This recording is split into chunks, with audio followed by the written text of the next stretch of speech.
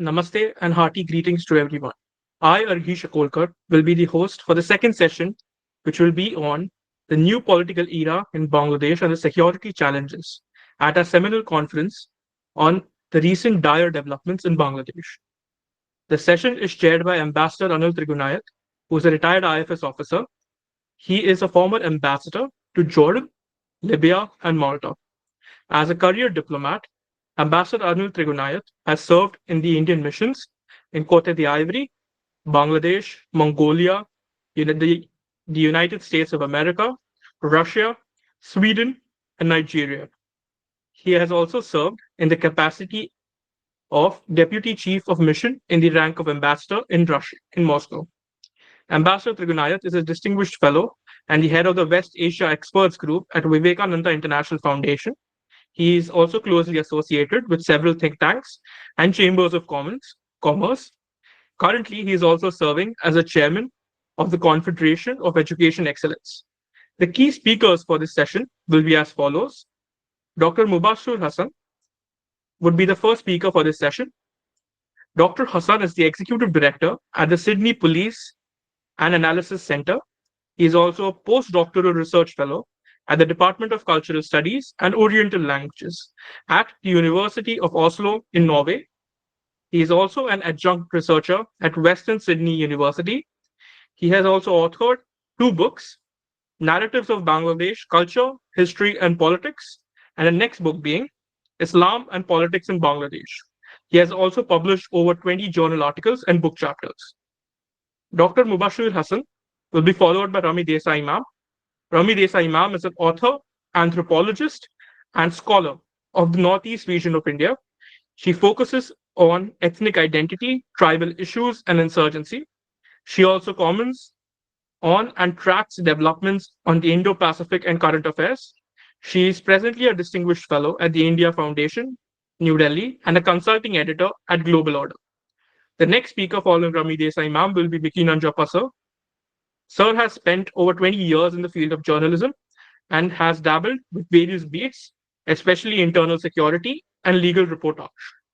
Out of the hundreds of stories that he has reported in a career spanning over 20 years, the one closest to his heart, he says, is the narco analysis that he underwent. As a correspondent at Rediff.com, he covered internal security and broke many stories, especially about the birth of the Indian Mujahideen. He's also the first journalist to have interviewed Fazia Utala, the wife of the renowned terrorist David Coleman Headley. Nanjappa sir has also covered the Mumbai 26/11 attacks in quite wide detail. In One India, where he works now as a special correspondent, he continues to cover internal security.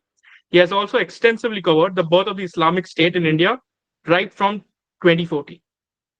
The last speaker for this session will be Dr. Abhinav Pandya. Dr. Pandya is the founder, director, and CEO of Usanas Foundation, an India-based security and foreign policy think tank. As a CEO, he has curated two international security and foreign policy conferences titled Maharana Pratap Annual Geopolitical Dialogue 2022 and 2023. His book, Terror Financing in Kashmir, is published by Routledge. In the past, he has advised to the former governor of Jammu and Kashmir on security issues during the critical times when Kashmir's special status, that is, Article 370, was revoked. He has extensive experience with the conflict situation and intelligence dynamics in Kashmir. He has extensively written for various think tanks, journals, and newspapers. He has also recently published his third book, which is Inside the Terrifying World of Jaish-e-Mohammed.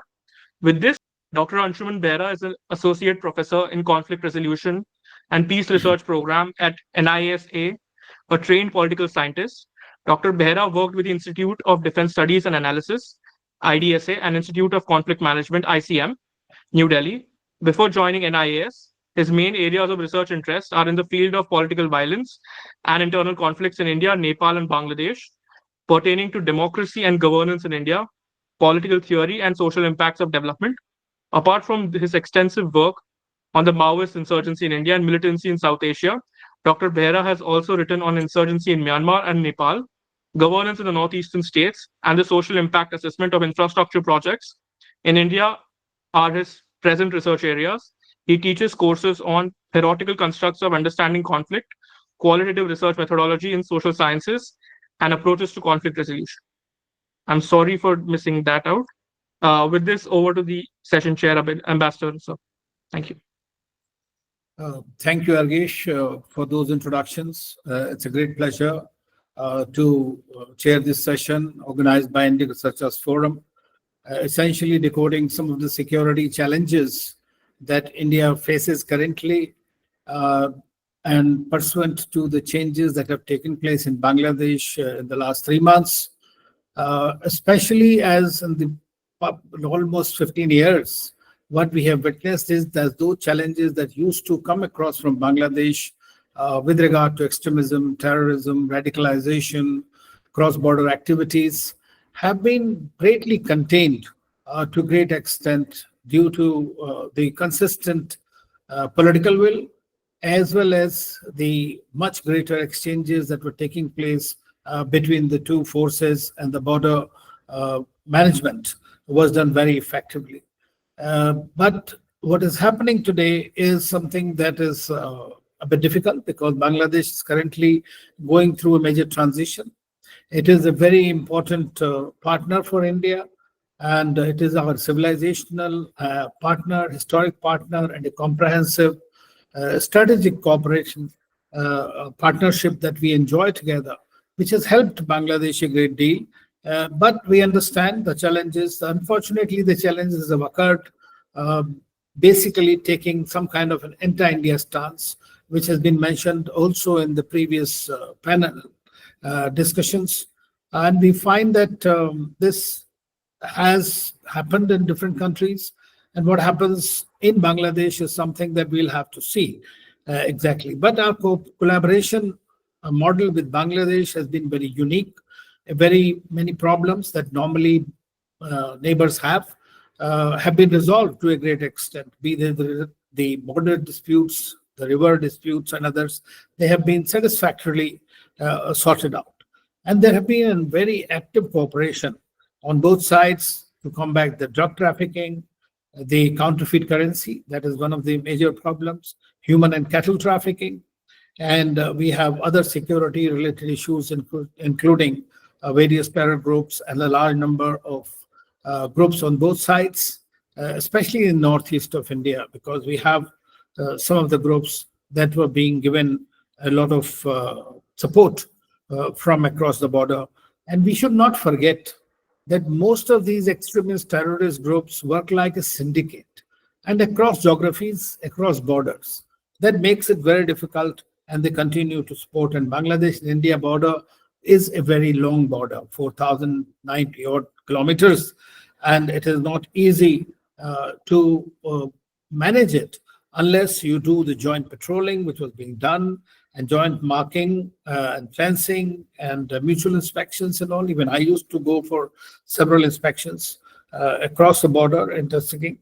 So we have to see that whether these internal security challenges that currently Bangladesh is facing are going to spill over into India and create the same kind of challenges that we used to face over a decade ago, or it will be just thing. But the fact is that most of the thinkers believe that with the onset of Jamaat-e-Islami, with the Pakistani ISI being far more active, with the Chinese being complicit in this, with the Americans playing dirty in this whole game, it is quite possible that these organizations will find a sustenance and will be able to do that. There's no dearth of them, not only Jamaat-e-Islami, there are plenty of them, and I'm sure our distinguished panelists will be mentioning several of them, so I don't want to do that for the sake of time. So the approach of the current government for rewriting the history, which is also in itself going to be a security challenge for them. Because you have one of the political parties that is just banned, the Awami League Party.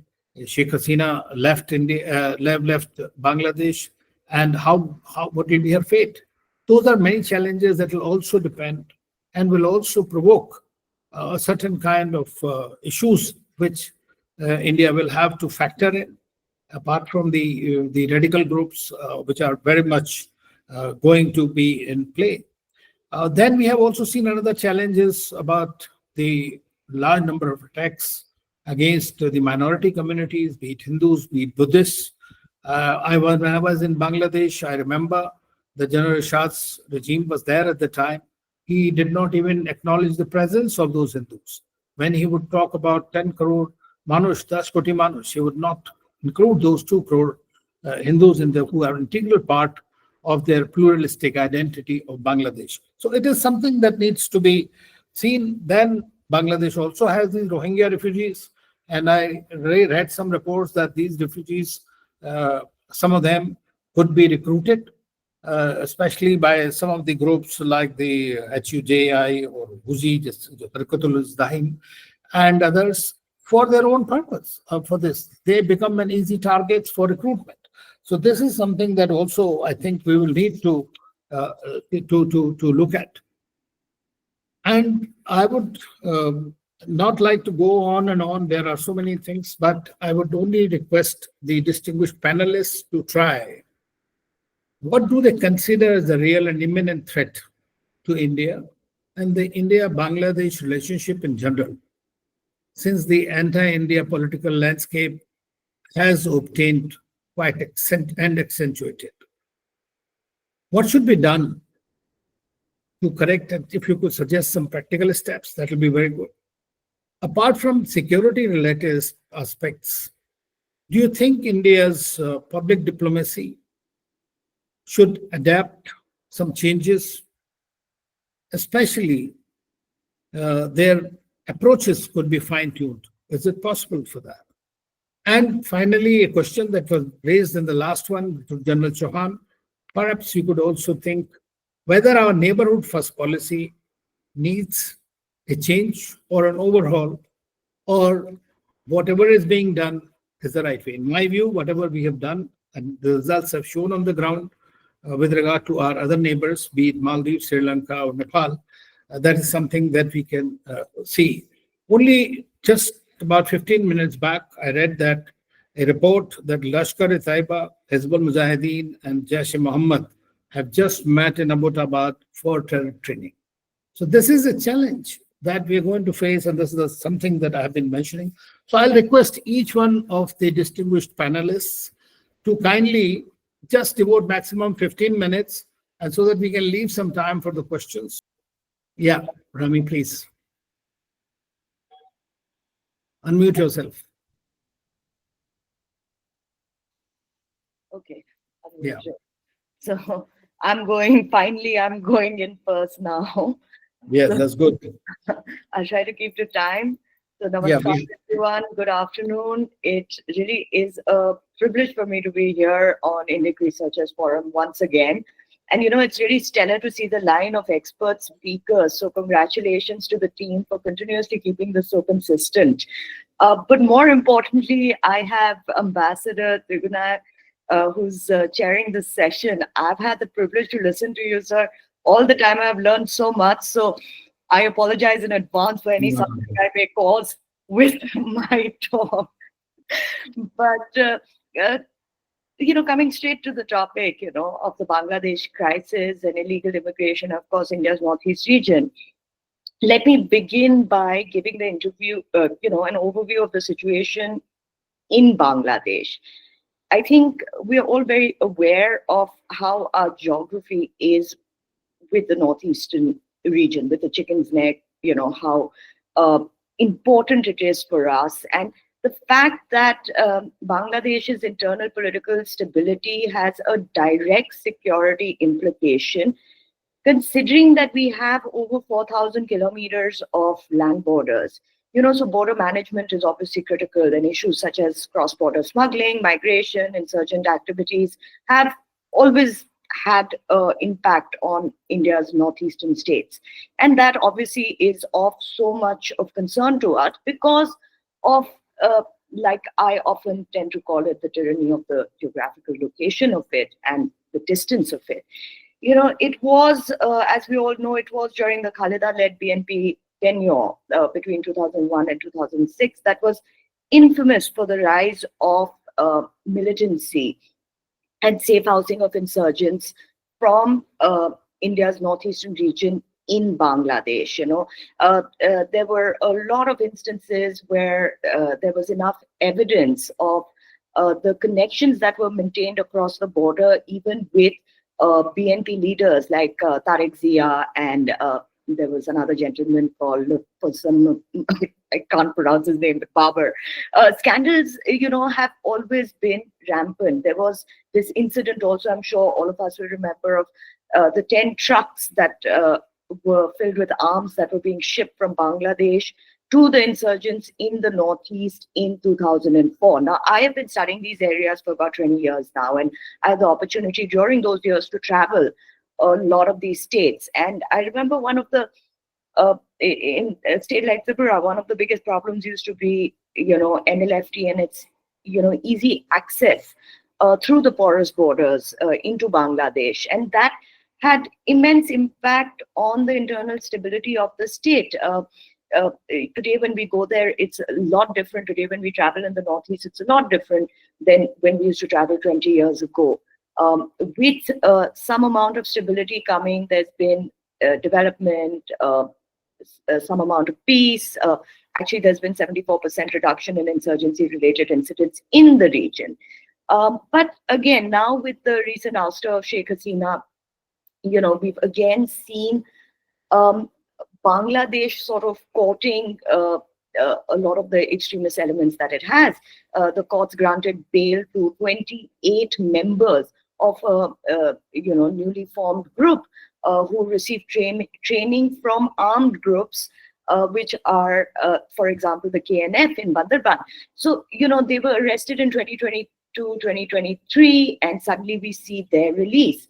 Now, KNF also, we know, as you mentioned, sir, earlier on as well, that we know that there are so many transnational ethnic relationships across the border. KNF, the Kukichin National Front, which in Bangladesh is also known as the Bong Party, brought militants into the hills for military training around 2022. And even recently in 2023 and late last year, we saw that there was a bit of scuffle in Chittagong Hill tracks, and there was a lot of analysis and talk about how these transnational ethnic ties, considering that there is a chaos-like situation in Myanmar as we speak, and how there are these transnational ethnic ties between these three countries. The government under the present government, the interim government, also freed Jashimuddin Rahmani, the chief of ABT. And as we know that ABT is also an Al-Qaeda affiliated terrorist organization. Now, obviously, this is a major concern for India because of the jihadi networks that they enjoy with the help of their sleeper cells throughout the country, not just in the northeastern region. There were two terrorists linked to ABT, Bahar Mia and another gentleman, who were arrested in Guwahati railway station by the Assam police in May this year. Pakistan-based Lashkar-e-Taiba as well had reportedly partnered with ABT to carry out attacks in the northeastern states in India, and these are from intelligence inputs starting from 2022. In 2022 also, there were 50 to 100 ABT cadres that were planning to infiltrate Tripura. And that time, the Chief Minister of Assam had said, Himanta Biswa Sharma had said that ABT jihadis were not using regular communication tools, but highly encrypted devices, which also means that their technological know-how is not substandard. This is an alarming situation, especially when we know that states like Assam and Tripura already have a certain amount of tension within because of the kind of illegal immigration that they have historically seen. This is a legacy issue. Even in between 1951 and 1961, if I'm correct, the then Chief Minister of Assam said already there were like over 1 million illegal immigrants in Assam. So since then, there has been this slow inflow. But coming back to ABT and JMB, these kind of modules have been busted time and again. Now, between 2022, 2023, I think that there are about 60 to 100 ABT guys who were continuously being caught. Also, there's an Islamist, Jashimuddin Hafi, the chief of Al Qaeda, of ABT, and ABT, like I said, is an Al Qaeda affiliate. Also very recently asked the West Bengal Chief Minister Mamata Banerjee to declare independence from Modi's rule.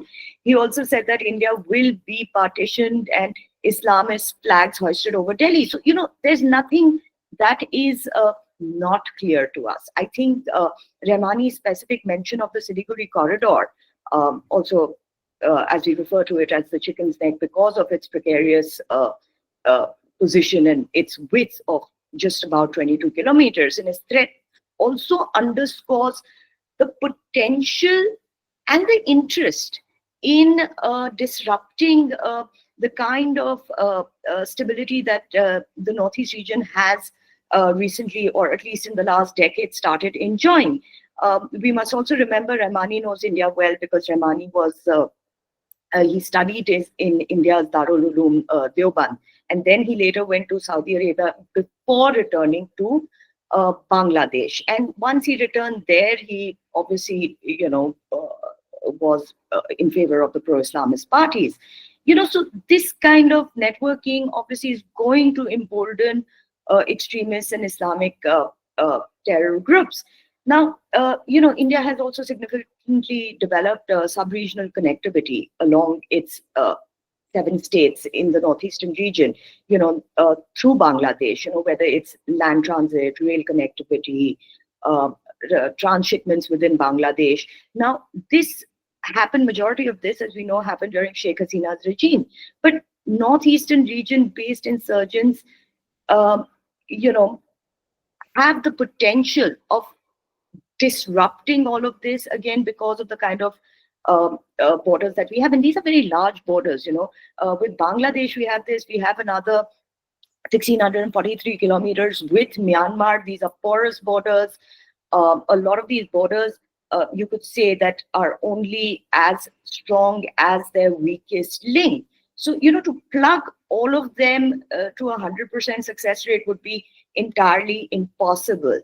But I think we also have to look at this situation in a very clear manner, because if you look at what the recent developments have been, I think the instability in Bangladesh, what it suggests right now is going to continue, is only going to get worse.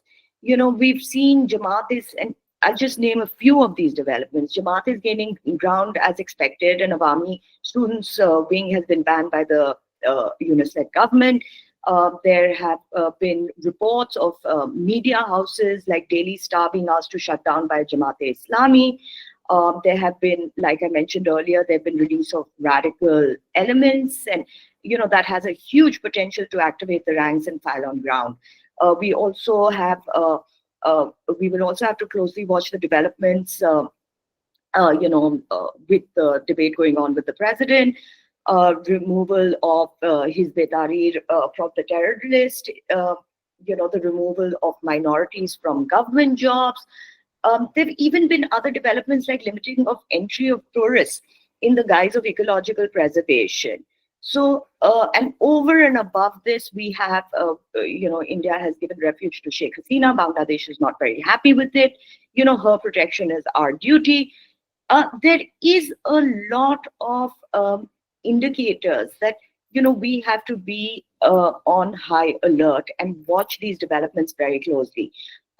This also spells disaster for democracy within Bangladesh, because this may mean that it is possible that the interim government in Bangladesh will seek some sort of reconciliation with Pakistan. There was the 1971 genocide, but if you look at the kind of developments that have been happening, you can see some amount of efforts towards rapprochement, and that could really undermine the kind of relationship that we enjoyed.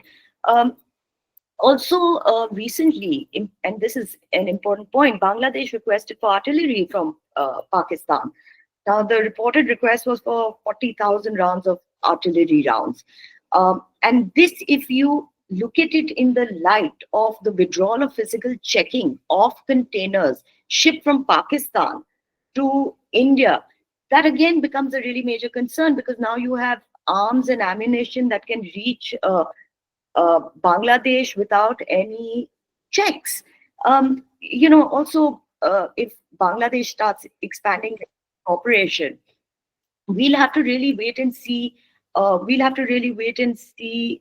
Sorry, uh, Ambassador, are you Yeah. ready? Sorry. Yes, 2 minutes, please. 2 minutes already. So I'll just quickly wrap it up then. There's so much to say about it, because when we talk about the Northeast region, we have to also understand what's happening in Myanmar. We also heard before Sheikh Hasina's ouster about the carving out of a Christian state. Now, whether we believe it, whether we don't, set that aside. The fact of the matter is that, there is a larger map, a larger territorial sort of ambition that we see brewing in the idea of the land of Zalingam, which we heard during Mizoram, Manipur.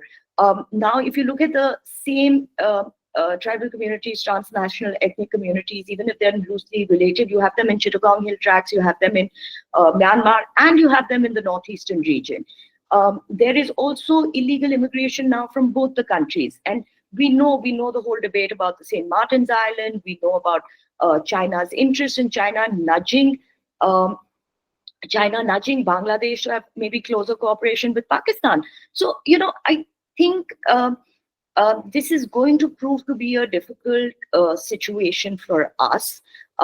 We have enjoyed a certain amount of trust and credibility in Bangladesh for a long time, but we have to accept that things are changing, and Northeast is going to be adversely impacted until and unless our defense and security and our intelligence inputs are not are at its peak.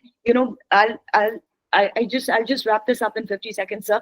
But we also saw one of the things that the interim government, that Mohammed Yunus did when he traveled right now abroad, was he brought up the Rohingya issue.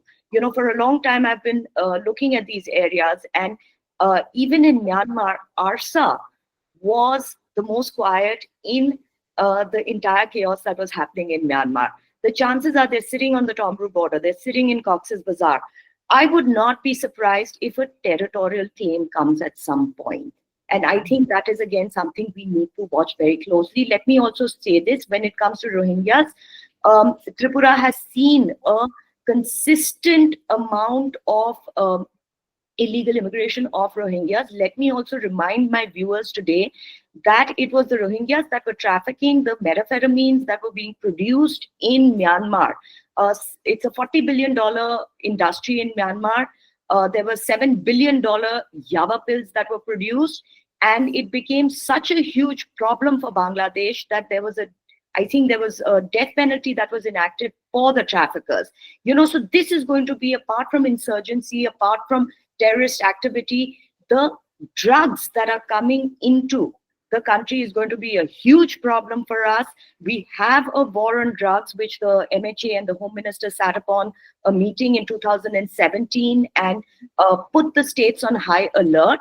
But like I said, our borders are only as strong as its weakest link. And these people who know these areas really well know these borders better than you and me.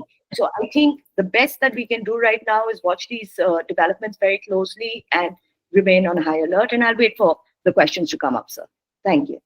Thank you. Thank you so much, Ms. Desai, for a very detailed account in a very short time, that you really touched upon all the key issues that are facing, especially these, and how the transnational ethnic ties really embolden these and make it more difficult and complicated. Apart from that, jihadi networks and sleeping cells, which have been can be used if they are not yet being used. In my view, they're already on a higher action mode. At the same time, we are seeing that, as everywhere else, these extremist and terrorist groups use the technology far better than even the states. So this is something that we are facing, and of course, Al Qaeda, AQIS, as it is called, is very much active all over, and several organizations which are affiliated groups are being guided by them also. And Bangladesh remains a very, very important partner for us. But whatever is happening, and you also mentioned, in fact, about the Rohingyas in a very specific way, which is something we need to work on, and the request of Bangladesh for these artillery shells and the way they are overlooking what is coming from Pakistan or going, it is going to be a challenge. But I think that will also be an equally big challenge for Bangladesh. We have secured our borders to a great extent, and I think that will continue. So with this, thank you very much, and I'll now request Dr. Mubashar Hasan to kindly take the floor. Please unmute yourself.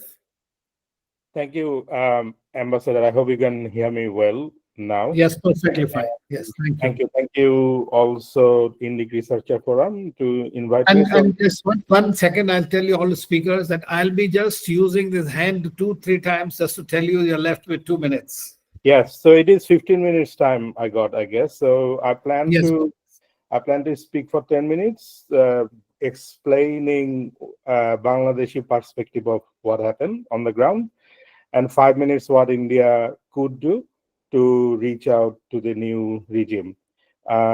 With that, I also prepared a presentation. Let me see if I could share it here. If not, can I? Yes, okay. So I hope you all could see it on the screen. So my premise is that when we talked about Bangladesh, I'm an Australian Bangladeshi, so I see it from an expatriate perspective. At the same time, when I talk with my friends in Bangladesh, they give one narrative. When I was in a talk show hosted by Barkha Dutt, and there is also the editor of the Daily Star that Rami Desai madam cited in her speech. And Mahfouz Anam was saying in that talk that when we talk about Bangladesh, it seems to be there's a disconnection between Bangladesh and India about Bangladesh's story. From the young generation of Bangladeshis, the narrative of India about Bangladesh quite resonated with the fallen dictator Sheikh Hasina. I need to underpin few things before I move into the presentation. One is Awami League and Sheikh Hasina is known to those who are not Awami Leaguers as fascist party. It is a grave accusation that demonstrates the general sentiment about the party, and whether it qualifies theoretically as fascism or other, we don't, that's a issue of debate. So with that, if you see, I wanted to start with this, that I do not call it as Bangladeshi spring. I would rather say it was a monsoon rain. Spring after cold winter is a European concept that was also used in the Middle East. We have monsoon rain after summer. Monsoon rain is a blessing for the Bengali peasants, and the way spring is a blessing for European peasants. We had a 15-year-long scorching summer in Bangladesh, which ended with monsoon uprising. Here are some of the photos that will show that what happened on the ground. So you could see from the left photo, there was indiscriminate attack on the students, and mostly what the student league, which was banned recently, and someone said Awami League was banned. Awami League was not banned. I do not advocate for banning any party. You could see how the student organization tied with Awami League was going after female protesters, and it is some of the photos that came out during July and August, but there's a long precedence of attacking protesters irrespective of their gender. I wanted to show, I don't know whether this video will play here. If it is, can you hear the sound?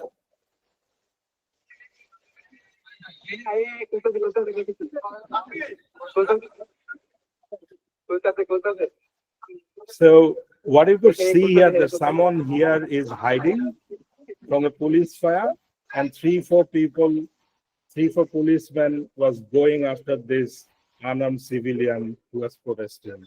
I'm trying to underpin the context, and then you could see that he has been shot. And then this sort of police attack kind of instigated and kind of prompted cultural artifact like this.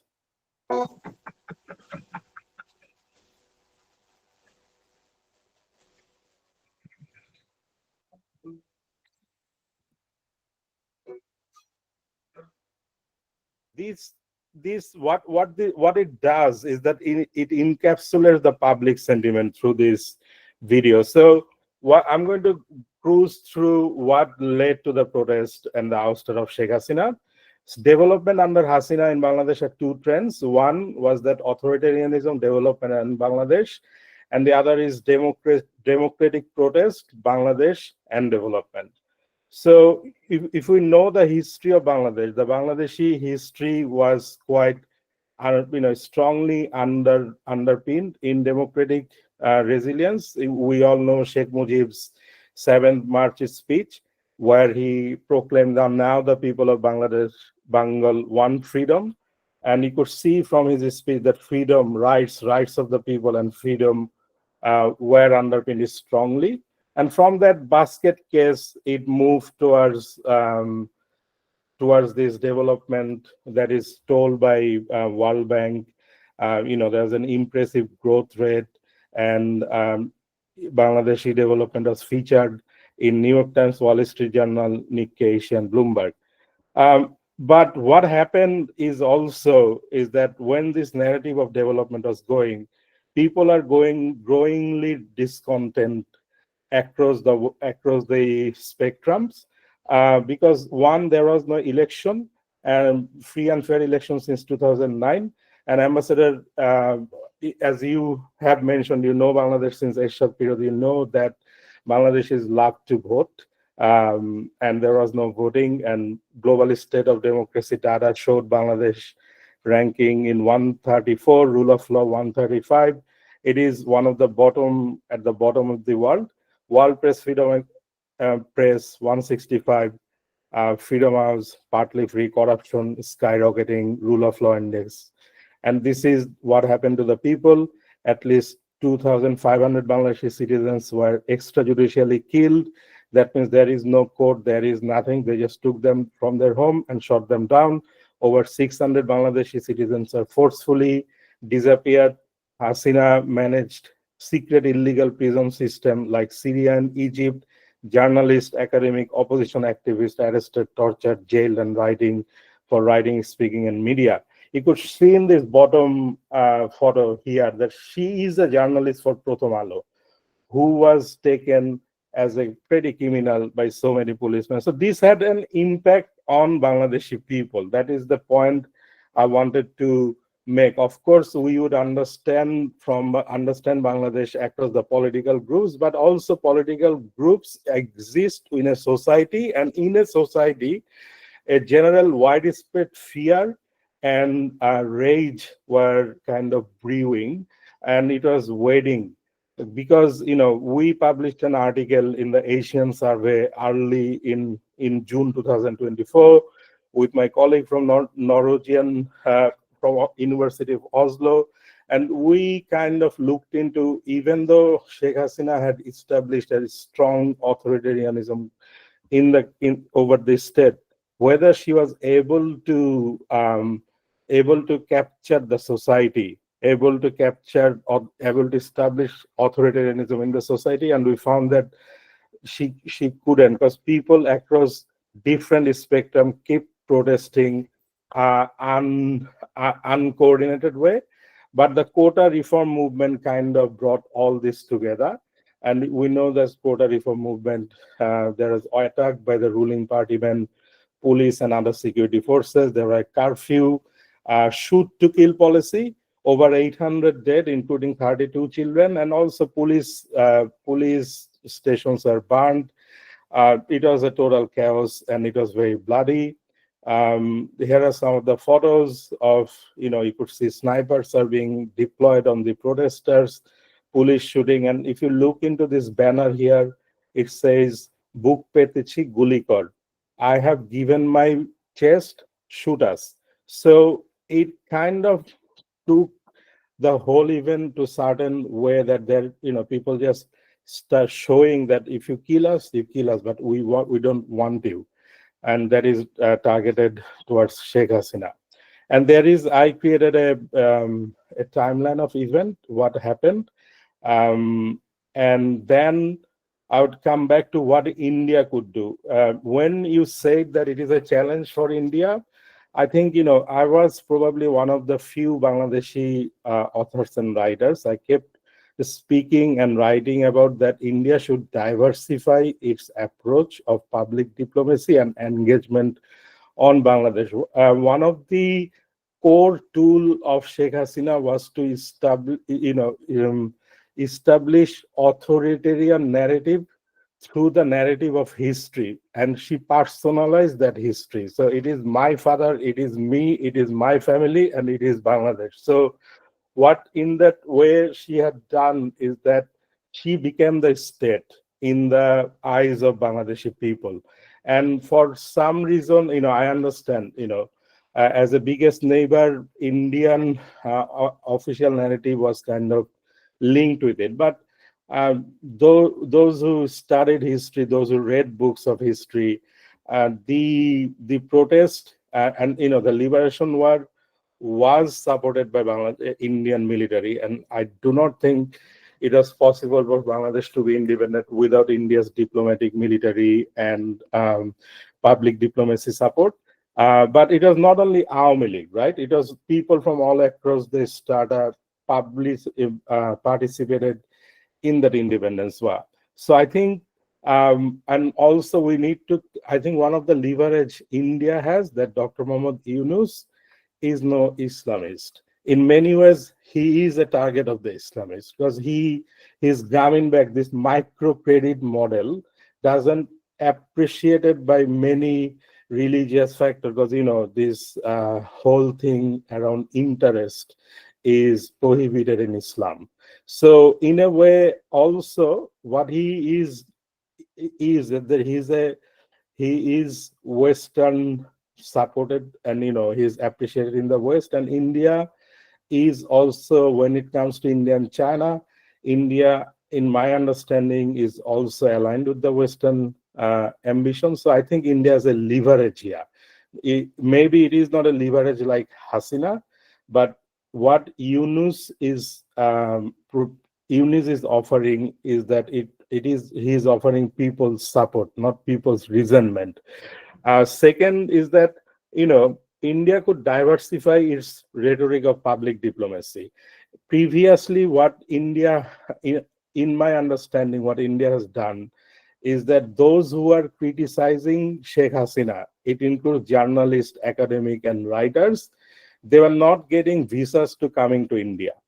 And I do not think it is a good approach from a big neighborhood policy, right? I mean, I would appreciate, I see India it has its own challenge, but it's a democracy. It is still only democracy, perhaps, in South Asia. So there is a lot of opportunity for people-to-people contact. Yes, there is mistrust. Yes, there is distrust. But I think, it is also an opportunity for what I think is restarting the engagement. And second, and the final thing is mutual respect in many ways. One of the issue was that Sheikh Hasina's student organization went after any student who criticized border killing. It's a big issue, India-Bangladesh border killing in the eyes of Bangladeshi youth. And there is this young girl who was shot and then hanged on the border, and her name was Felani. And a student in Bangladeshi Engineering Institute, Buet, criticized Awami League and India. And what a student league did is they attacked him physically and they killed him. And his name is Abrar, and he became a symbol now. So he became a symbol of anti-Indian mindset. And how he became a symbol? Because he criticized. One of the things Sheikh Hasina did is that she has very thin skin for criticism. So what she did is that people stopped talking, and then the whole country became a pressure cooker, and it busted. And I think what now Bangladeshi and India going ahead should be is that more wider engagement. Obviously, there are also criticism of few big shots, including Hasina being in New Delhi. But I think at some point that would resolve in its own way. I'm not a security expert. I'm a social scientist, and I understand society quite well, at least Bangladeshi society. And I think, yes, there are challenges, but there are also a lot of opportunities going ahead. Thank you. Thank you, Dr. Hasan. Very succinctly and in many ways very objectively bringing about various issues and essentially putting in a landscape what transpired. And you mentioned that it worked like a pressure cooker. And it is true. I mean, I have been traveling to Bangladesh for various conferences, and again, we'll be going shortly. I have met a lot of friends, and there was this authoritarianism that was not disliked completely by Bangladesh people. And this is eventually she had to pay for it. I mean, that is understood.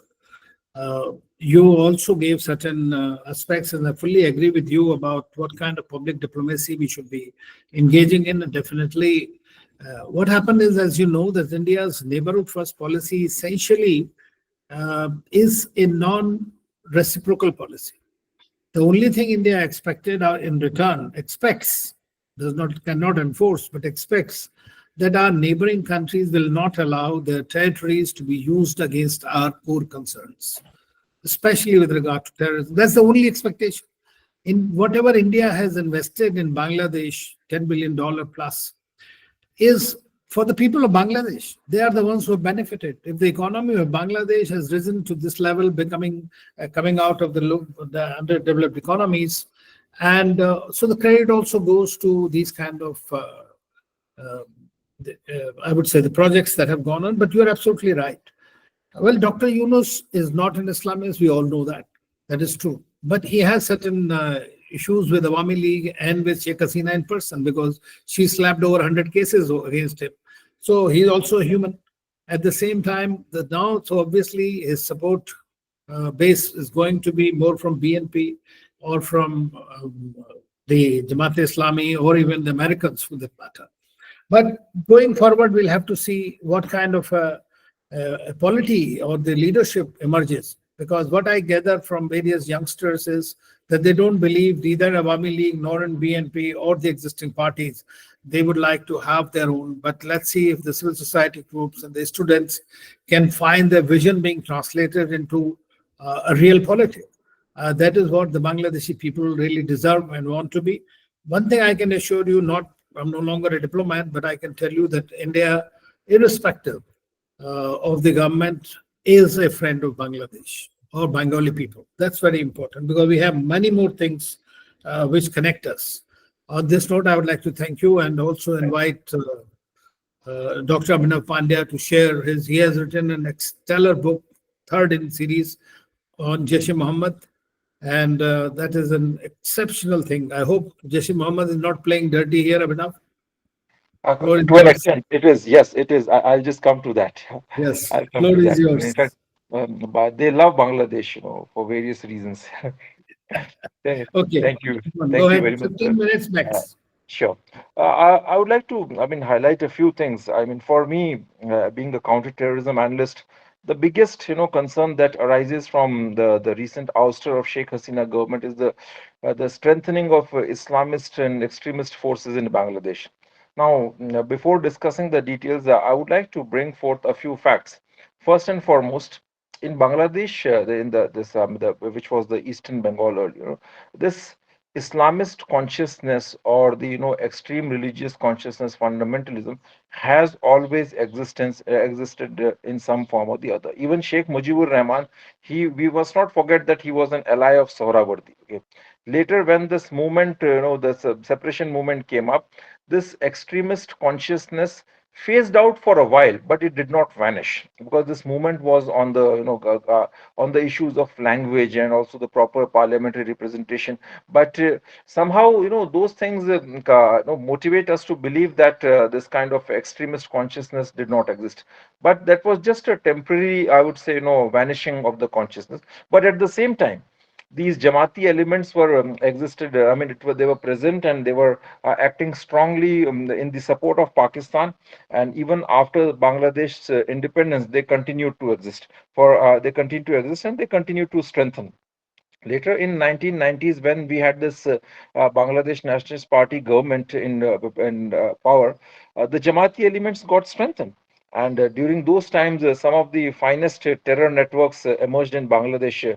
This Huji Bangladesh came up. Now, regarding Huji, I must mention that this is one of the oldest Deobandi terrorist group, which started in Afghanistan in 1979, and it traces its origins to Madrasa Binoria.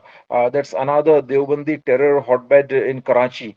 And Mullah Omar is from Madrasa Binoria. Maulana Fazlur Rahman Khalil, who is the founder of original Huji in Afghanistan, he is also from Madrasa Binoria. Jaish-e-Mohammed's founder Masood Azhar is also incidentally from the same school, this Madrasa Binoria. And during the times when this government BNP was in power, Bangladesh became a very crucial hotspot for Pakistanis to infiltrate terrorist cadres into India. And incidentally, I would like to recall that Masood Azhar accompanied Sajjad Afghani, who was the first commander of Harkatul Mujahideen, to Bangladesh. They stayed in Dhaka and at one other place. Some of the local Maulvis and religious scholars helped them, assisted them, and finally, Sajjad Afghani managed to enter India through Bangladesh. Later, he reached Kashmir and he started. I mean, he was working very actively on this Harkatul Mujahideen front.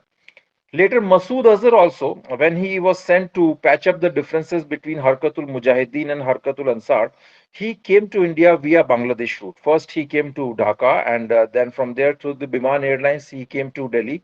In Delhi, he stayed in Hotel Ashoka. From there, he went to several places like your Deoband, then Ayodhya, and then finally to Kashmir.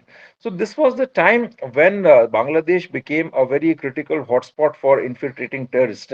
And if you can see, I mean, this coincided with the rise of extreme Islamist terrorism and Fidain attacks in Jammu and Kashmir. And some of the very dreaded militants like Ghazi Baba, they are legendary militants. They happen to be, active in Kashmir at the same time when you had this BNP government in Bangladesh. Now coming to the present times, mostly people say yes, definitely the problem of authoritarianism was there. No one can deny that. No, certainly, I mean, we all agree to that, and the student movement also had the credibility. But while discussing these issues, what people tend to forget is that how Jamaat-e-Islami unfolds. Now, Jamaat-e-Islami has simply say riding on the student protest movement. Now it has more or less come back into the mainstream. All kind of bans and restrictions are gone now. So now Jamaat-e-Islami will start its real game in Bangladesh. They already have a good infrastructure in the form of the Islamic Chhatro Shibir and Ansarul Bangla, Jamaatul Mujahideen Bangladesh.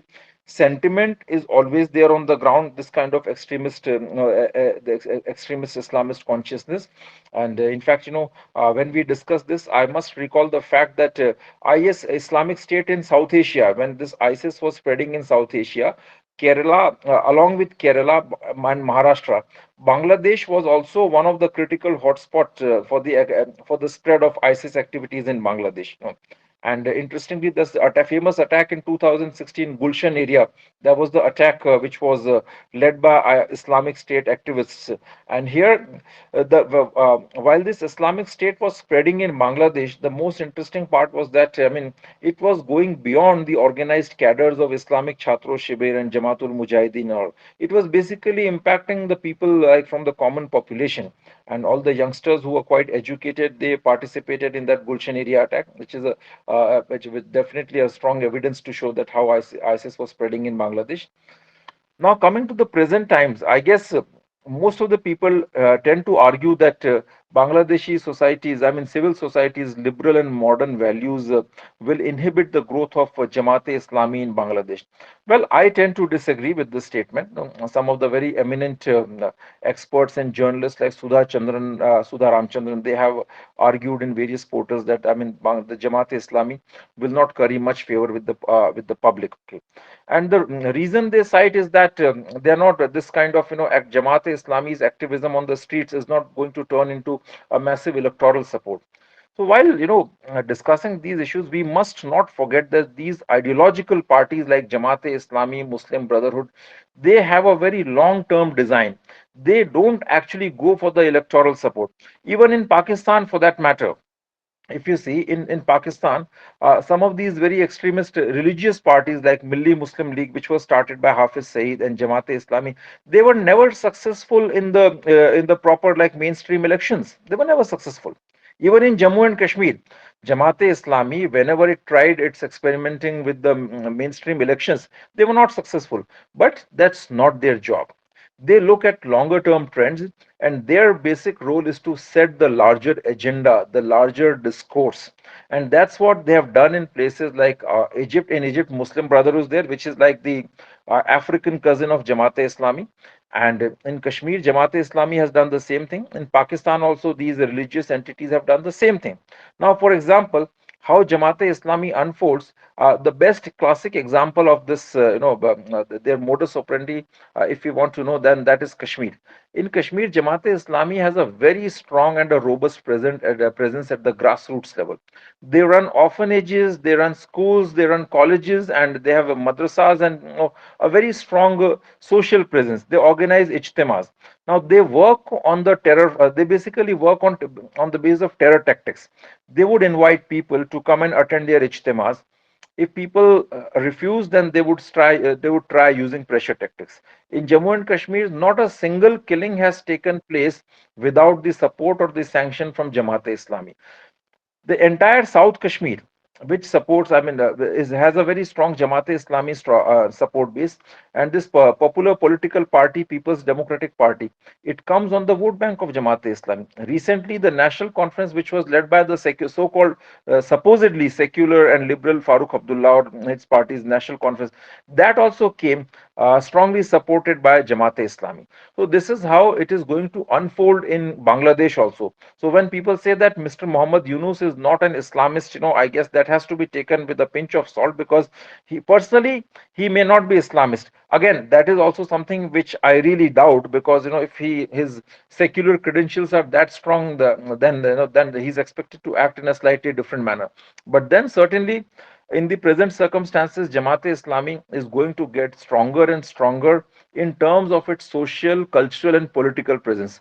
Until recently, it created all the terror infrastructure, the terror networks. But now it have a massive social, political, and cultural spread. And one more thing that needs to be highlighted here is that in the Islamic societies, it must be noted that there is a direct clash between democracy and Islamist and the Islamic religious forces. The more the democracy declines, the Islamism increases, because Maulana Maududi's Jamaat-e-Islami, Jamaat-e-Islami believes in the ideology of political Islam. They offer an alternate system of jurisprudence, alternate system of governance, alternate system of security and military strategy. So for everything that we call secular, Islam offers an alternative. So when your governments, your secular politicians fail in terms of corruption or in terms of misgovernance, such extremist entities will come to the main fore, and they will go and talk to the common people in the society, saying that, well, we have this better model of Islam. So that, in a way, it proves that in the future these forces are going to get more and more stronger in Bangladesh. And if that happens, it is going to be a major concern for India. The reasons have been well explained by by Rami ji, and I can just simply, reiterate some of those reasons, that they have already targeted this northeastern chicken neck corridor. And currently in India also, we are sitting in a very polarized setup. In fact, I must say that India is sitting on a ticking time bomb. From every city we have this information coming of flaring communal riots, and the communal riots which are taking place in these circumstances, they are quite different from what it used to happen earlier. Previously, communal riots did take place, but they were mostly on the local issues. In the current circumstances, these communal riots have a very focused and a very, I would say, no, biased notion that Muslims need to consolidate in India against the policies of Modi government, which they perceive as anti-Muslim. Whether they are or not, that's a different question. But it is largely perceived in their communities that they are anti-Muslim. Secondly, these, the Muslim activism currently in India, it has a very strong international connect also. What's happening in West Asia is also impacting and influencing their minds. Now these organizations like Jamaat-e Islami play a very instrumental role in connecting the local Muslim societies with the global pan-Islamist consciousness. So these are the factors which I wanted to highlight, and it goes without saying that our security apparatus need to do a lot more. And when these problems get compounded, when we look at the spread of other insurgent actors in northeastern India, like your Manipur, Nagaland insurgencies, so all these elements will find safe havens in Bangladesh now, under the government which is very hostile to India. So these are the challenges that we are going to face. Already, I'm hearing many reports in which incidents have taken place where Bangladesh guards have stabbed Indian soldiers. These things are not coming to the mainstream, but certainly, I mean, they kind of, heighten the worries that we have. Coming to the foreign element, my previous speaker mentioned that Yunus is a modern Western man supported by the West, but here the West has a very doubtful role to play, because some of these hardcore rabid Jamaat-e Islami leaders who were accused of genocide and the killings in Bangladesh, they found safe havens in the US. They are occupying very central leadership positions in organizations like Islamic Circle of North America, CAIR, Kashmir American Council, etc., etc. And those organizations are very strongly linked with the political establishment in the US. So, to what extent West plays a constructive role in containing these Islamist and extremist forces, that certainly remains a question of major doubt. So, with this, I rest my case here, and thank you very much for inviting. Thank you very much, Trigunayat sir, for giving me this opportunity and also telling people about my book. My book, Inside the Terrifying World of Jaish-e-Mohammed, has just come out, and if people are interested to know more about these terrorist actors and Islamist actors, how they operate in places like Jammu and Kashmir and even in other places, then I'll request people to get my books. They are available online on the Amazon. Thank you. Thank you, Dr. Pandya, for a very detailed as expected from you, and being a real expert on counterterrorism and seeking the genesis of these terrorists, how they operate. And you very rightly said that in Bangladesh or pre-Bangladesh also, the Islamist forces have been strengthening. I mean, and they have been, I think, abdicated sometimes for strategic reasons or political convenience by certain parties, including Awami League. But it did evolve, Awami League, over time, and became more politicized and wanted to rule in a certain way, which is what is there. And this appears to be, I would say, what you told about the Huzi Bangladesh and this Madrasas Binoria and all that, and the connection, but very fascinating that how these people were all coming from the same stock actually, in a way, or same teachings. Then you also mentioned about old case though, but this is very telling, and this is something that one should fear, that how Sajjad Afghani and Masood Azhar entered India, and then what they did afterwards Everybody knows about it, and of course during the BNP regime. So BNP is looking to come back now.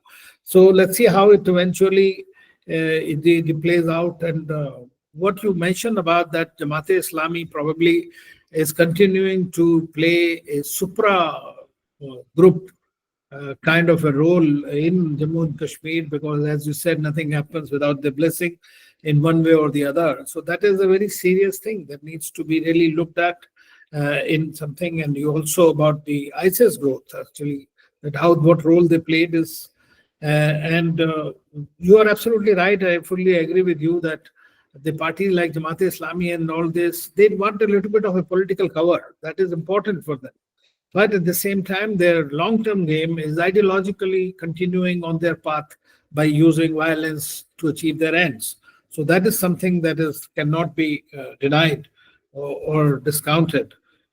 Well, perhaps you are absolutely right that we are sitting on a ticking time bomb in certain cases, in certain areas. I hope agencies are working overtime to see to it that it doesn't happen. And you lastly mentioned about the US role. Well, you mentioned it's constructive. I doubt very much. If it was going to be constructive, we wouldn't be in a situation where we are today. So thank you very much for that. Thank you. Now we have Dr. Anshuman Behera with us, who's going to talk about the future of jihadist groups in Bangladesh post-Hasina dispensation. So Dr. Behera, the floor is yours. Thank you, sir. Good evening to everyone. And it is really a very nice opportunity to discuss a subject which is very timely. And I am humbled by the presence of Rami, Abhinav, Vicky, and you, sir, you are there. And at the same time, I would also confess that most of the things have been actually told. So when this question actually came to me, SS wrote to me that the future of the jihadist groups in Bangladesh post-Hasina dispensation. I was in the middle of writing a paper, Professor Rajat Ganguly was speaking in the previous session. Okay, and that is where I was writing on the democracy deficit and Islamization in Bangladesh. So just before I get into the subject on a lighter note, on our previous speaker, Dr. Hasan was mentioning after the summer there is monsoon in Bangladesh. Okay, I would just twist it. I think there is a protracted climate change effect in Bangladesh, where we are seeing a protracted kind of summer with harsh heat wave and sunstrokes. Killing the common people, and if at all there is a spring, that is for the militants and the Islamist kind of groups. Okay, that has to be kept in mind. There is certainly no monsoon, so Bangladesh might face a drought in the future to come. If one had to understand the military or the militant activities and the jihadi groups in Bangladesh, one has to also understand the very process of Islamization in Bangladesh.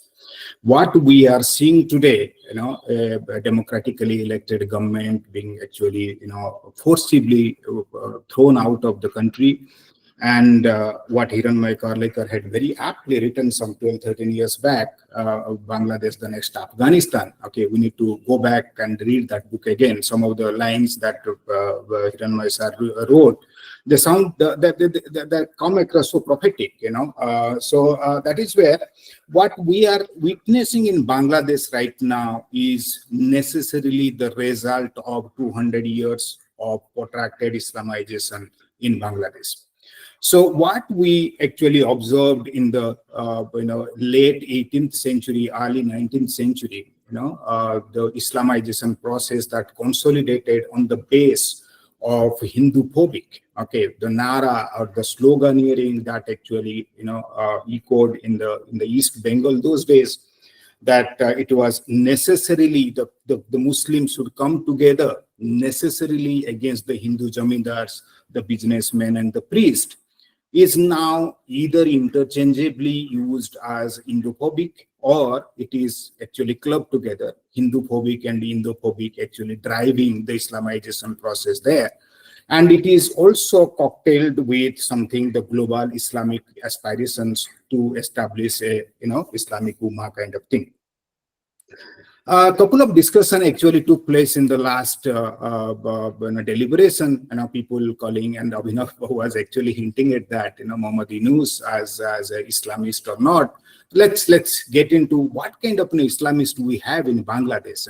I club them. I divide them into 4 categories. The first one is the fatalist and the escapist. They are the tabligis, those who profess, propagate, and try to convert people into Islam. Okay, and that is where they also sort of legitimize the supremacist nature of Islam, or the radical Islam, I can say so. The Sufis, I call them the mystics, and the peers. Okay, they are the one category which, okay, through an adopted way of kind of peace, they also try to legitimize, okay, radical Islam.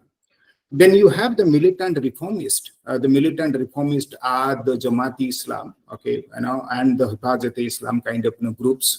Those who would actually make a case, rationalize the reforms needed in the Muslim society, thereby they actually push a radical Islamist kind of an element, and that is the base. If I can borrow this terminology from Marxist interpretation, that is the base for all sorts of jihadi groups and the militant activities that, in the name of Islam, some of the groups actually getting.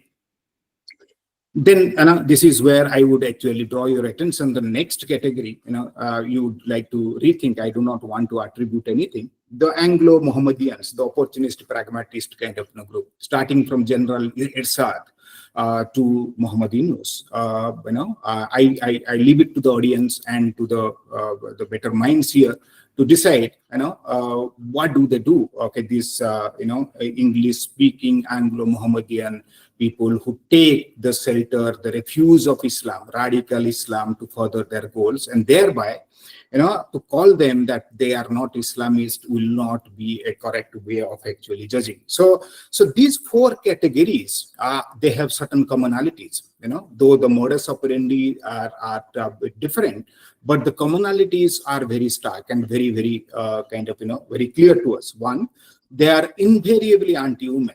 You read the Tabligis, you read these Sufis, you read these, Jamaati Islamis and the Anglo-Mohammedans, including Irsad and Muhammad Yunus. Okay, and they are invariably anti-women, they are invariably anti-Hindu and anti-Indian, and against any sort of modernity and democracy. Right. So the very existence of Bangladesh, the very creation of Bangladesh in 1971.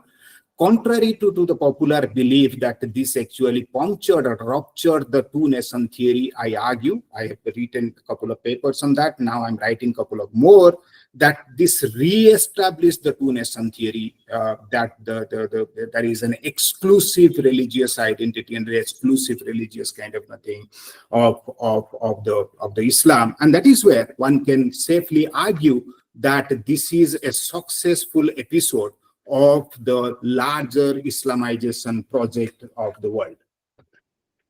And along with the Islamization kind of process, one also has to look into the lost opportunity of the 15 years of Sheikh Hasina's rule. I'll just take it through. There are the democracy deficit part. There's some other platform we'll discuss. Okay, but Sheikh Hasina was lauded, and a lot of people appreciated her for a couple of initiatives. One was the trial against the war criminals, and the second was the crackdown on the militant groups and the jihadist groups, especially on the JMB and the Hujibi. The things that was actually missed or it actually overlooked. 2011, I wrote a piece in Pioneer. You can go back and have a look at it. It is called The Islamist Vestiges in Bangladesh. And that is where I had argued that the de-radicalization drives and initiatives of Sheikh Hasina doesn't necessarily delegitimize the Islamization process and the militancy in Bangladesh. One has to keep that in mind. And that is where what we saw in 15 years of kind of so-called dormant nature of the Islamist or the Islamic groups, the jihadi groups, they were necessarily regrouping, reorganizing, reconsolidating, and legitimizing their kind of stand. And to just put it into the perspective, the democracy, the limitations of the democratic deficit, the authoritarianism, and the vast corruption of Sheikh Hasina government gave a lot of legitimacy to these kind of groups to actually flourish, and they were waiting for an opportunity time, right? So very quickly, 15 minutes I have, then there cannot be a terrorist or militant group without a robust social base. Bangladesh, as Hiranmay Kalekar argued in the 13, 14 years back, right now, if you go back, the kind of rallies, the protest that we are actually seeing in the streets, on the streets of Bangladesh, this underlines something very, very disturbing, but something very important. What is that? That there is popular support for extremism. There is popular support for kind of, beheading of the people. What Abhinav just mentioned, this is a very profound thing. He just tossed open, maybe due to lack of time, he didn't actually elaborate. What is that? What we are seeing in India, that is certain se juda kind of a remark. This is where legitimizing, socializing the kind of, Islamist radicalism that has gone into certain sections of the society, and people are actually subscribing it. The jihadist group in Bangladesh are necessarily having a robust social base that actually one has to keep in mind. And Dr. Hasan, or I'm forgetting his name, the previous speaker, the border killing thing that he was actually mentioning, I'll come to that very quickly. And there are groups who have specific tasks to actually garner the popular support, the social support in certain ways, in multiple levels, and multiple groups are given the certain tasks. Jamaat-e-Islami remains the fountainhead of all sorts of kind of, radicalization process, which the education kind of part, Abhinav also mentioned that the Hafazat-e-Islam, the madrasas actually play a role. The border killing, sensationalizing things, and creating an anti-India, anti-Hindu kind of sentiment, that is the task of the Hizb ut-Tahrir. Starting from 2009 till 2024, okay, what we are seeing, the relentless kind of, activities of the Hizb ut-Tahrir in sensationalizing things. The border killing of the girl that every Bangladeshi speaker come to this kind of a common platform actually mention is something that need to be called out. It should be called, and this was not an incident where India was actually responsible something. And okay, so the Hizb ut-Tahrir is actually, it does operate in all sorts of, educational institutions, including Dhaka, Rajshahi, Cox's Bazar University, all the private universities. And this is an organization that legitimizes radical Islam, that actually radicalizes the educated youth. And it has, as you know, like, 2 minutes, it has its kind of presence in 153 countries, right? Hizb ut-Tahrir is one organization that needs to get looked at. The last and the most important thing, what would be the future of the jihadist groups in Bangladesh? So at present, if one can divide the jihadist groups, one can divide them in 3 categories. One, those who have the Bangladeshi origin, the JMB, the Huji, or the Huji, some people say that, okay, but the Huji Bangladesh has its kind of, very, specific kind of, nature, objectives towards the Bangladesh. And then you have Huji, JMB, then you have Ansarul Bangla team, then Al Hardal. These are the 4 groups, those who have the Bangladeshi origin and they operate within Bangladesh. Then you have the South Asian jihadi groups presence in Bangladesh, the Lashkar-e-Taiba, then you have the Al-Qaeda in the Indian Peninsula. Then you have the transnational jihadi groups like the IS and the Hizb ut-Tahrir. So then the question comes that maybe when Bangladesh, the Afghanistan episode happened, I had written about something, the anarchy of terrorism, that if I can bring that particular framework of analysis here, that if you see the existence of these multiple terrorist groups, one can see that, okay, there is at this point of time, they are regrouping, they are restrengthening, because there was Bain, there was kind of, a lot of these leaders were jailed. So they're just coming out of it, they're trying to regroup at this point of time.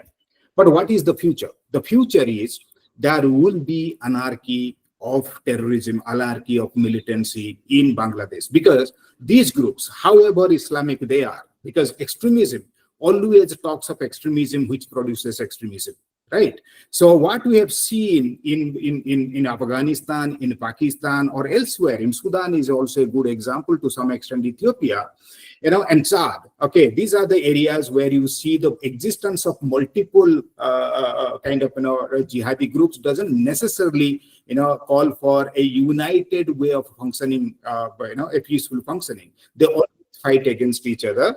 So and now that the opportune moment that the political instability has provided to these groups, I can only say that while Bangladesh, the future of Bangladesh is uncertain, but I can certainly say that the anarchism of militancy is going to be a certainty in regard to the jihadist groups in Bangladesh. Thanks for the opportunity. Thank you, Dr. Behera, for underscoring several very important points. And you also brought about that this was a protracted summer wave and rather harsh for the people. Actually, that is a very interesting observation. You also talked about the process of Islamization in Bangladesh, and you say that could perhaps be a next Afghanistan. Let's hope not. And last 200 years, you have tracked as well that how it has been built upon. And very interestingly, that has tended to work on as a Indophobic and Hinduphobic the way it has been functioning, and also the four categories which are perhaps the natural progression and existing there, how they are going to work, and eventually you are going to say that they are going to be there and regrouping currently, and there would be anarchy of terrorism. Well, that's a very I don't know what to say about it, but you very rightly said that extremism talks of extremism and produces extremism. So that is something that is very much being seen, and this will be a very major challenge. But I think none of our speakers have touched upon something else with regard to the ongoings in Bangladesh, about the role of Mr. Soros and some of his institutions and his association in this particular Bangladesh so-called spring. And now hope Mr. Vicky Nanjappa will be talking about this a little bit on this issue while he's talking about the terror outfits in Bangladesh and the implications for India's internal security, which is extremely important. That is what India is very much concerned about. But let us not forget that if in our neighborhood we have suffered from terrorism for over 4 decades, and if Bangladesh also goes back to the same situation as was there about 15, 20 years ago, we have dual challenge, in which, of course, countries like Pakistan wish to do that because it distracts India's resources into that area. So, Dr. Nanjappa, floor is yours. Thank you so much, sir. Thank you. I hope I'm audible, and thank you so much for having me over here. I mean, before we proceed, I just like to quote two former leaders, one of Pakistan and one of Bangladesh. When Zulfikar Ali Bhutto said that that Kashmir is not the only dispute that divides India. One at least is nearly as important as the Kashmir dispute, and that is of Assam and some districts of India adjacent to Pakistan. And then Sheikh Mujibur Rahman, in his book Eastern Pakistan, its population and economics, had said, because East Pakistan must have sufficient land for its expansion, and because Assam has abundant forests and mineral resources, coal, petroleum, etc., Eastern Pakistan must include Assam to be financially and economically strong. Now, there itself, they were sending a very clear-cut message across by saying that, that India is of interest, and there is more that they need to do in India. And that is why the government in the 90s, they had launched an operation in Bangladesh, which was undertaken by the Research and Analysis Wing. And says, the report which came back says, India's relations with Bangladesh are undermined by the activities of the Jamaat-e-Islami, whose camps and facilities are being used to help Pakistan's ISI, which sends its agents to carry out acts of terror in India. All right. So, and as part of the plan, let's not look at this, purely as one case, when we say terrorism, our mind just shifts to, either gunshots or bomb blasts and things like that. But there is a bigger kind of terror which is, taking place, which has been taking place. And what I fear and what even the agencies, many officials that I speak to, they fear is that now with this whole Bangladesh, in such a crisis, and the ban on the Jamaat-e-Islami getting lifted, and the Islamic Chhatra Shabir also getting lifted, it's like, it just amounts to institutionalizing terrorism. And what is the biggest concern for India is the large-scale illegal immigration that is happening. I know this issue has been, romanticized by many by saying, they're only coming looking for jobs. All that is fine. But what we have seen is that as per the research analysis being report, post that operation which happened in the 90s, it was very clear that Jamaat and the ISI, along with the rest of the players, have got plans of mass infiltration into India, not only with the intention of setting up terror modules or carrying out attacks, but to completely change the demographic of a particular area and make the majority become a minority community out there. And we have seen and heard and even written about reports where in Bengal or in Assam there are many elements who come, they procure their voters ID, all these political parties helping them. They procure this and then they indulge in narcotic trades, they indulge in illegal cattle smuggling, and then smuggling and illegal, I think, are the two common words. Sorry about the usage, but the thing is, and also into counterfeiting and all that. And with the money that they make and the political clout that they tend to enjoy, they've been forcefully buying out land, driving out people and things like that. So this is one part of the problem where the demographics are changing. And now what has happened is over the years, considering that this problem has gone so unchecked and, with so much of political patronage in Bangladesh as well as in India, in some states, I'm not saying all states, being so strong for these elements, they have managed to come and set up base out here. And we have seen them, the Bardwan blast was a classic example of how the Huji terrorists, they were making bombs in Bardwan, and the final investigation by the NIA showed that, most of the bombs were supposed to be, transported back into Bangladesh because, they were finding it difficult to make them there and then, try to shake up the regime. But, that plan failed. And then we saw the blast that happened in Bodh Gaya. This was again a Huji operation, carried out by illegal immigrants from Bangladesh. And the problem is not just, stuck just to Assam or Bengal. It's, trickled down to South also. If you see a couple of terror modules being busted in Karnataka and in Bangalore, and it was very, very clear that, they come here under the garb of, plantation workers. And I have successfully seen, considering I come from this district of Kodagu out here. So, I see the kind of influx that has happened out here. They have taken away the jobs of the local people. They offer cheap labor. So, basically, it's just a ticking time bomb now before the locals start getting very angry, and then there could be, these clashes. So they come after you, they come after your jobs, they come after, they offer you cheap labor, and then they indulge in all kind of illegal activities. So this is a bigger problem when compared to, what we talk about, in common terms, like, they have set up a module, they've carried out a blast, or, they carried out a jihadi attack, all that.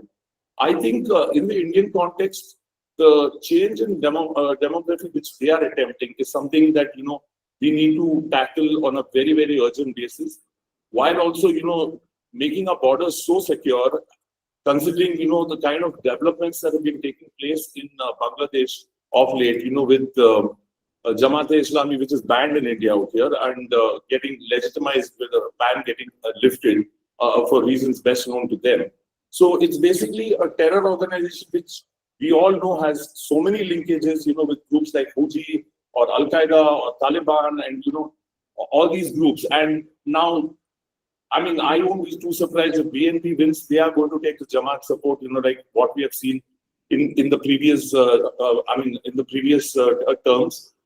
So what happens is kind of legitimizes, and, there is no law that is going to block them, from committing illegal acts which are going to affect their own country as well as, India at that time.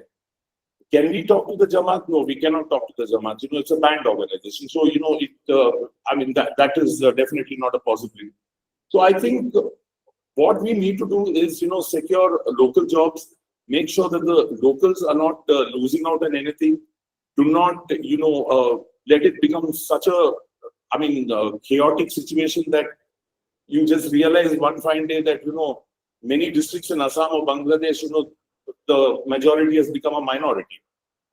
So we need to crack down on that counterfeiting, secure borders. Our BSF, which guards the borders, they have to do a much more robust job, to make sure that these immigrations are not taking place, because there is a very clear pattern. And once those statements were made by Mujibur Rahman and all that, ISI, DGFI, they got into overdrive mode. They set up modules in Assam, and then moved gradually to Bengal, and then later to South India. And these modules were tasked with, aiding of large-scale infiltrations. Idea was to cause a great deal of duress to the security agencies and the locals. They wanted these illegal immigrants to take away the jobs of the locals, knowing fully well that there would be communal clashes. And once there are communal clashes, that's one of the worst security headaches to have out here. And I think talking to the government at the moment, I don't know. I don't see any channel that is open as of now. But talking is not a bad idea either. But, we need to see how the situation evolves. And more importantly, I think instead of sitting and worrying about what Bangladesh will do out there, I think we need to first worry about our own security and how secure we can make it, and don't let these illegal immigrants come and, achieve that larger goal of what Bhutto had planned or Rahman had planned. So those are my thoughts on the issue.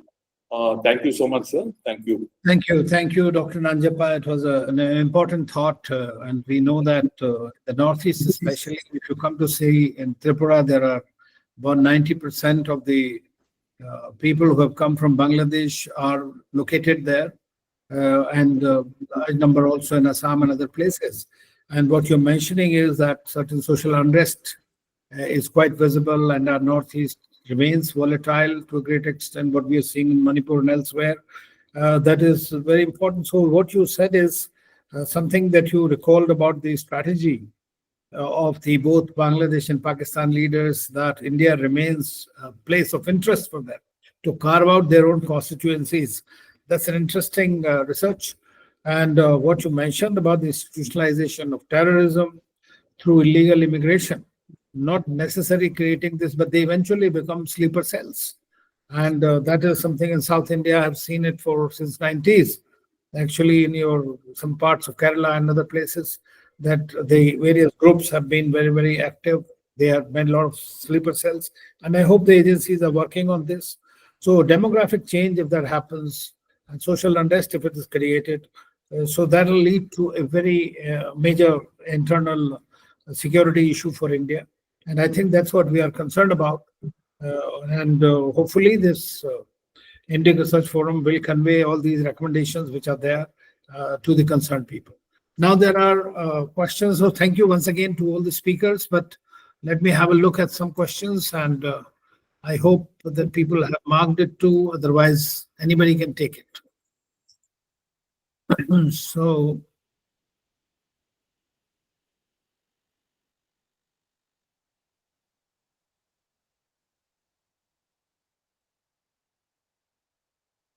somebody has said that there is a Neha, I think, will have wider implications. Recent agitations in Bangladesh will have wider implications for the Northeast in terms of mass-scale migrations and instability among rebel groups.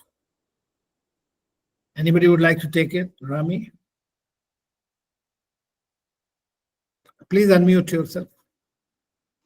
Sorry. Yeah, I think I'll add it with another question that's been addressed to me by Argesh about the Supreme Court judgment. And there's a third question about China's hand. So I'll just answer all three of them really quickly. Of course, illegal immigration to the Northeast, whether it's from Myanmar, whether it's from Bangladesh, has been hugely problematic in the Northeast, not just today, but, for as long as we can remember. Now, one of the reasons is because a lot of it is scheduled land as well. We must remember that, a new problem that's cropped up in Assam is the fact now what is called land jihad, wherein a lot of outsiders are coming in, marrying local tribal populations, and therefore there's this transference of law, which again is, agitates and brings about a lot of anxieties. Yes, this has been a landmark judgment, wherein anybody who's come in after 1971, there's been order that they be considered illegal. Now, repatriation is always going to be a problem. People haven't come here and they've been living here for decades. They're not going to, whether there's peace in Bangladesh, not peace in Bangladesh, when this much of time has lapsed and these many generations have come up, it's going to be very difficult to repatriate them.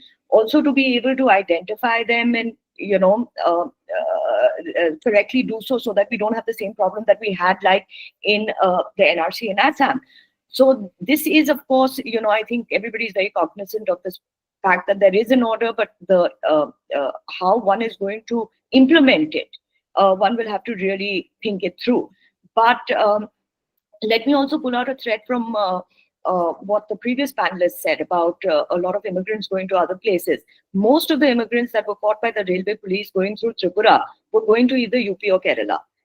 So yes, while some of them are settling there are certain already identified safe havens that they regularly seem to be going to. So this is a larger problem that we are dealing with. But what makes the Northeast particularly vulnerable is, like I said earlier on, is the Chittagong Hill Tract, which is, according to me, a huge geographical mistake. The other problem is the fact that these states are protected states. There are, like, for example, Tripura, there's a tribal versus Bengali competition. In Manipur, there are 3 tribes. There are the Nagas, the Metis, the Kukis, and now there's infiltration from Myanmar. Mizoram, so all these have all the ethnic relationships within a country as well. Those fault lines get exploited when there is illegal immigration. Last thing I'd like to answer is somebody mentioned about what about China. I think we must really stay away, because I noticed this during the whole Manipur narrative. That people said, oh, US is involved in the conflict, China is involved in the conflict. Of course, larger sort of support systems, you can draw some inferences from what we've seen historically. For example, the Naga insurgency. The Naga insurgents went through Myanmar into the Yunnan region and took training there. But that doesn't necessarily mean that that is the entire, that is how we should look at the present situation. So I think while relationships are seemingly thawing with China, I think we have to understand that China also has huge amount of assets in Myanmar. And it has only been recently, when the third operation against the junta was launched, that China actually very strongly came out and said, ask the ethnic armed organizations to stop the offensive against the junta so that their own assets do not get jeopardized. So I think we have to look at a lot of things nowadays in a larger sense, and not just from the original historical point of view, but we must be careful. And finally, I would like to say that, I've seen the length and breadth of these borders in the Northeast. They are hugely difficult to man. Yes, 30 kilometers, I think, has been initiated in Manipur now. And then, there are larger plans, but we must remember that that's not physical fencing. It's an integrated system because that's the only way they can be manned. So while our borders is going to be difficult to fence through and through, I think what is really important is that we have multicultural societies and communities on the borders. There isn't one solid homogeneity. For example, like I saw in More in Manipur, over a period of decades, other communities have moved out. It's now pretty much one majority community. And that becomes a dangerous proposition. In Tripura also, with the Jamaatiyas, what I saw was they had such, we had managed to instill such nationalistic fervor in them that they were the guys who said that no NLFT insurgent will go through our borders, to the extent when their children were kidnapped, they said, keep our children, we will have more, but we will not allow an insurgent to go in. So this sort of this sort of nationalistic fervor on the borders is very important. Multiculturalism on the borders is very important. And I would suggest one more thing, that a lot of these contentious areas to become into special economic zones, because that would attract certain amount of protection as well as attract communities from other parts of the country.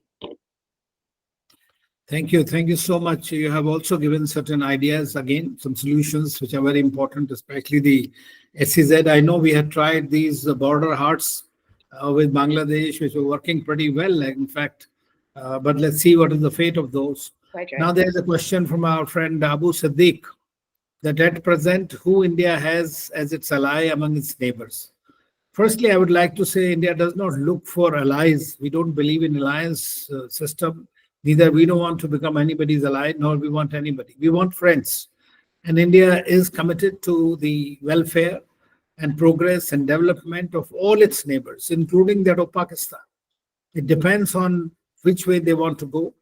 And we must also remember that these are not some things that can be judged, any policy or implications of it, by one cycle of political change in a country. It keeps on happening. Eventually, we have seen what happened in Maldives. There was an India out campaign, but eventually you see today Maldives relationship is virtually back on track. Then you have Sri Lanka. Despite the change in political dispensation there, they continue to remain committed to this, and they have also assured that there will be nothing done against India from there. So Nepal is another one. Bangladesh, I'm quite sure, will soon realize the limitations of anti-India rhetoric. But at the same time, we have to continue to. We are continuing to help them irrespective of their. And this is the policy that is going to pay up. That is the policy. Because see, if you are going to be a major power, you need to take care of your neighbors and others. But let us not forget that neighbors may be a gift of geography, but they can be pains of history for you. So we need to deal with them in that manner. But we need to be magnanimous. And as was mentioned, not only mutual respect, we believe in mutual sensitivity and mutual interest also. Lastly, do not forget that China is also a neighbor of these countries. It plays its politics through various mechanisms, be it a string of pearls or whatever. But we are also continuing to do that. And we need to recognize that this kind of a competition for geopolitical influence in the region or elsewhere is going to continue, in which India and China will be pitted one against the other. And now in our region, we are seeing another factor, and that is factor happens to be United States of America. So I think that a lot of changes are taking place in the overall geopolitical scenario in our region, South Asia as well, because it is becoming increasingly the pivot of a lot of activity, and instability happens to be not such a good deal for us. Now, Argesh, maybe you would like to, Dr. Hasan is not there, maybe you would like to find somebody and ask your question yourself, since you are the boss. Thank you for the flattering words, sir. So my question in general was related to the presentation which Dr. Hasan made. My questions majorly surrounds the recent developments of the protests, which have again broken out in Bangladesh. So I think any member of the esteemed panel can address my question. I'm not sure who to ask this exactly, but the question is about, for example, how can the government steer these hard waters, given that because the various factions which led to the downfall of the Hasina government, they're more busy in bickering and there's large amount of infighting. We are seeing it on the streets. For example, the recent actions by the police on the protesters, especially from the student organizations. They were attacked by the police and state organizations under the new president's new person in charge. Well, Agnesh, the thing is that very simple. I mean, if I may take it, that is, transition is always extremely difficult. It is easier to dislodge a government, but to stabilize it takes a very long time. Across the world, you can see it. Wherever it has happened in a violent manner, it has not been that easy. People's expectations rise, but the government which is interim government, has very limited resources and limited time at its disposal. So therefore, disgruntlement is a very common theme which happens. It will only take time. They will have to start working on something that people want Today, the people of Bangladesh want betterment, but the betterment from where and for what? The only political rights speaking, somebody else is. So I think that it'll take some time. We might see certain changes again, but going forward, I think for the moment, Dr. Yunus does enjoy a certain amount of support among the youth, especially the students who are supporting him. And ordinary people are waiting for some kind of a stable political change in the country. So can I answer this question? Thank you, sir. Yeah. There is one more for you. Okay. Just see in the thing. Oh, sure. Argesh only has put it for you. Just a moment. So for convenience, should I read it out? Yeah, if you can read it out, it'll be great. Yeah. So the question is, Dr. Pandya, in your address, you mentioned the long-term planning of Jamaat in Bangladesh. In your opinion, what is the said long-term plan of Jamaat for Bangladesh? And are those plans regional based or regional or country based, or are they pan-Islamic in nature, as we saw with the Muslim Brotherhood? See, there is a certain logic in which these Islamist organizations like Jamaat-e-Islami unfold themselves. So if you ask about the long-term planning, certainly they have a very stated objective of bringing, like making the whole society and the state functioning system Sharia dominated and penetrating and occupying more and more the secular spaces and dominating the social scenario, political scenario, and cultural scenario. I mean, that's something which has taken place in places like Pakistan and India. If you see, then such organizations that include PFI also, it has done the same thing in Kerala, in Jammu and Kashmir. Jamaat-e-Islami has done the same thing. So in terms of long-term planning, I see them these organizations getting more and more stronger and controlling the social spaces, which makes the life for the minorities increasingly more difficult in Bangladesh. And now coming to your first question, you asked about the protest. Well, I have a point here to make that I think, we must not forget the increasingly active presence of the foreign players in Bangladesh now. As far as the future of this interim government is concerned, Ambassador Trigunayat is absolutely right that it has limited resources and it will take its own time. There is a phase of transition, but alongside, I see elements like Pakistan and USA getting more and more involved in Bangladesh and leveraging the current circumstances to their own advantages and to pursue their own geostrategic goals. For example, recently I've come to know that Pakistan has already renewed its training program with the Bangladesh Armed Forces. It was banned. It was not happening during the Sheikh Hasina government, but the latest inputs coming from the G branch of the this BSF intelligence, they suggest that these kind of mutual training exchanges and programs have started. So I see a very stronger role and involvement of the foreign elements like US on the other hand. I guess Sheikh Hasina mentioned about some island, Saint Martin Island, which was a bone of contention and which was definitely eyed upon by the US. Now, if you have a favorable government, favorable establishment in Bangladesh, certainly US is likely to pursue those goals. And likewise, Pakistan also, which is hands in glove with the Americans, they are going to pursue their anti-India goals. And it becomes much more alarming given the the recent India-China disengagement process, because that adds more worries to our friends sitting in Washington D.C. So I expect some spike in India's internal violence, and we are already witnessing that in Jammu and Kashmir, because lately I was there in the state and I have come to observe that the infiltration attempts have massively increased. Now, if it's happening from that frontier, then certainly, I mean, the possibility of things ramping up on the India-Bangladesh front cannot be ruled out.